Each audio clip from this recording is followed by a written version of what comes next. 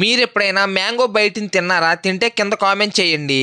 ముందుగా వీళ్ళు ఈ మిషన్ లోపల జీడిపప్పును వేసినప్పుడు అదైతే ఇలా గ్రేవీ లాగా అయితే బయటకైతే వస్తుంది. ఆ తర్వాత ఈ మిషన్ తీసేసి దాని లోపల ఉన్న గ్రేవీని అయితే బయటకైతే తీసేస్తారు. తర్వాత ఇతను స్టవ్ మీద బాండిని పెట్టేసేసి దాని లోపల ఈ గ్రేవీని వేసేసి జీడిపప్పును అయితే వేస్తాడు. ఒక గంటి సహాయంతో వాటన్నిటిని అయితే ఇలా కలిపేసేస్తాడు. ఆ తర్వాత దాని లోపల వాటర్ ను పోసేసి మళ్ళీ కలుపుతూ ఉంటాడు. ఆ తర్వాత ఇంకో బాండి తీసుకుని దాని లోపల వాటర్ ను పోసేసి దాని లోపల అయితే షుగర్ అయితే వేసేస్తాడు. ఆ తర్వాత దీన్ని హీట్ చేస్తూ దాన్ని అయితే కరగబెడుతూ ఉంటాడు. అది మొత్తం కరిగిపోయిన తర్వాత దాని లోపల లిక్విడ్ ని వేసేసి ఇలాగైతే తిప్పుతూ ఉంటాడు. ఆ తర్వాత ఈ షుగర్ ని దీని లోపల వేసేసి దాన్ని అయితే ఇలా గ్రేవీ లాగా అయితే చేసేస్తాడు.